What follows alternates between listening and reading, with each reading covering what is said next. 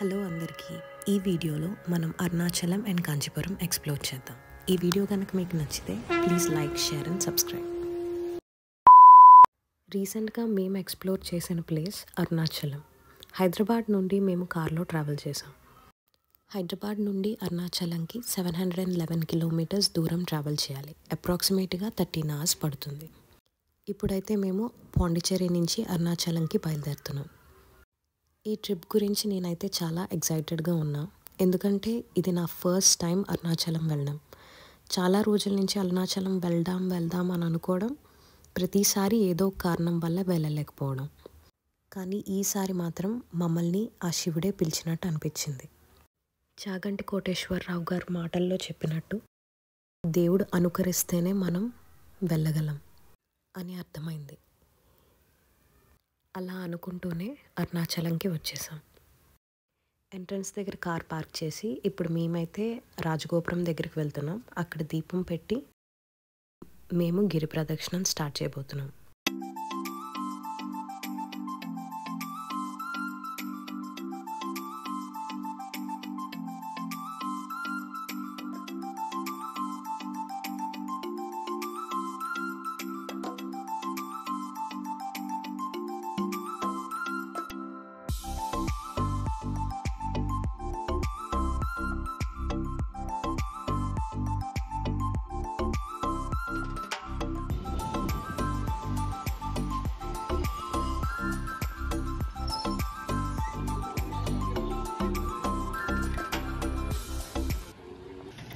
గిరి ప్రదక్షిణ చేసేటప్పుడు ఎప్పుడు కూడా ముందుగా దేవుడి దగ్గర దీపం పెట్టే స్టార్ట్ చేయాలి.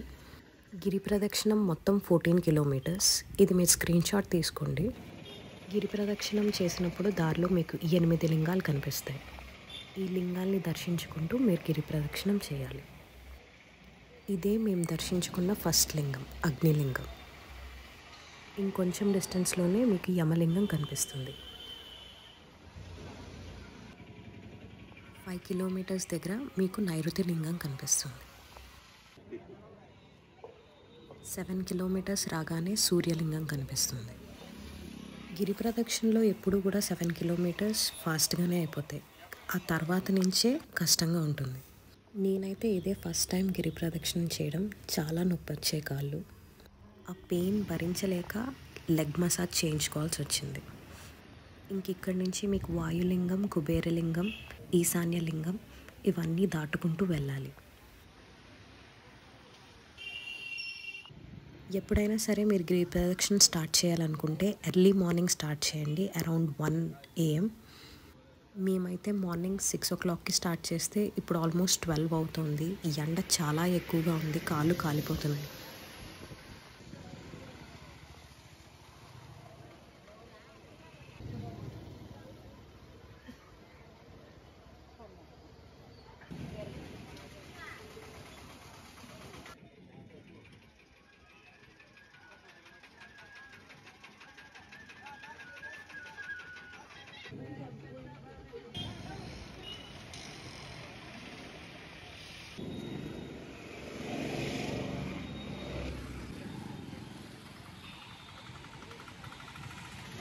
అలా నడవలేక ఫైనల్గా అరుణాచలం టెంపుల్ మెయిన్ ఎంట్రన్స్ దగ్గరికి అయితే వచ్చేసాం. ఇంకా దర్శనం చేసుకొని ఏదైనా తిందామని బయలుదేరాం.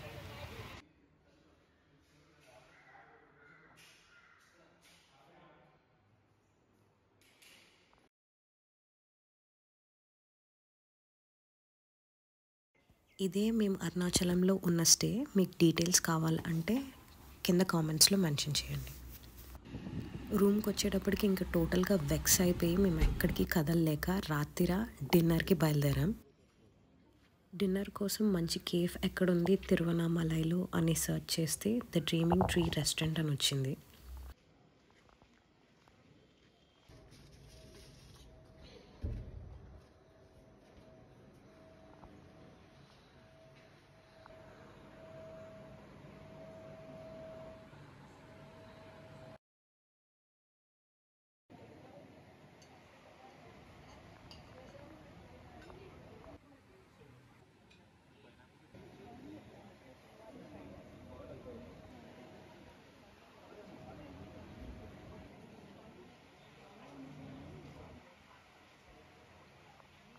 నెక్స్ట్ డే మార్నింగ్ లేచి మేము ఒక లింగాన్ని దర్శించుకోవడం అవ్వలేదని చెప్పి మళ్ళీ వెనక్కి వెళ్ళి ఇంద్రలింగం టెంపుల్ని కవర్ చేసుకుని వచ్చాం.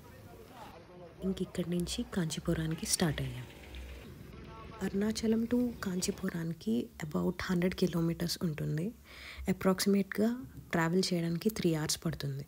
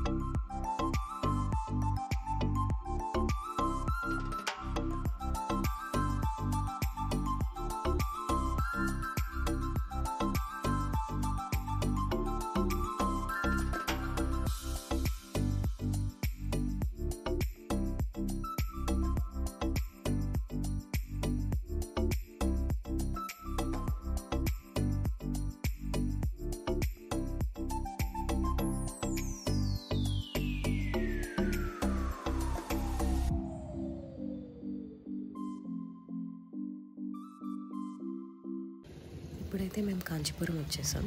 చాగంటి గారు చెప్పినట్టు ఎవరైనా సరే అమ్మవారి దగ్గరికి వెళ్ళి తమ కష్టం చెప్పుకుంటే తీరకపోవడం అనేది ఉండదు అని. కంచి కామాక్షి అమ్మవారి ఆలయం ఒక శక్తిపీఠంగా ప్రసిద్ధి చెందుతుంది. పూర్వకాలంలో సతీదేవి తన ప్రాణాలని అగ్నిలో అర్పించినప్పుడు శివుడు ఆమె దేహాన్ని పట్టుకుని విశ్వం మొత్తం తిరుగుతుంటే ఆ సమయంలో విష్ణుమూర్తి తన సుదర్శన చక్రాన్ని ప్రయోగించి సతీదేవి దహనాన్ని అనేక ముక్కలుగా చేశారు. అలా కంచిపురంలో సతీదేవి నాభి భాగం పడింది. అమ్మవారిని దర్శించుకున్నాక తిన్నగా హోటల్కి అయితే వచ్చేసాం. ఫస్ట్ అయితే సూప్తో స్టార్ట్ చేసాం. మొత్తం థాలీ ఆర్డర్ చేసుకున్నాం. థాలీలో చాలా ఐటమ్స్ వచ్చాయి అండ్ సపరేట్గా రైస్ కూడా ఇచ్చారు. లంచ్ కంప్లీట్ చేసి డైరెక్ట్గా మేమైతే శారీస్ కొనుక్కోవడానికి బయలుదేరిపోయాం. కాంచీపురం వచ్చాక శారీస్ కొనుక్కోకపోతే ఎలా? కాంచీపురంలో బెస్ట్ పట్టు శారీస్ తక్కువ ప్రైస్కి దొరుకుతాయి. కాంచీపురం వస్తే మాత్రం పట్టు చీరలు అస్సలు మిస్ అవ్వద్దు. ఇక్కడితో సెలవు. Please like, share and subscribe.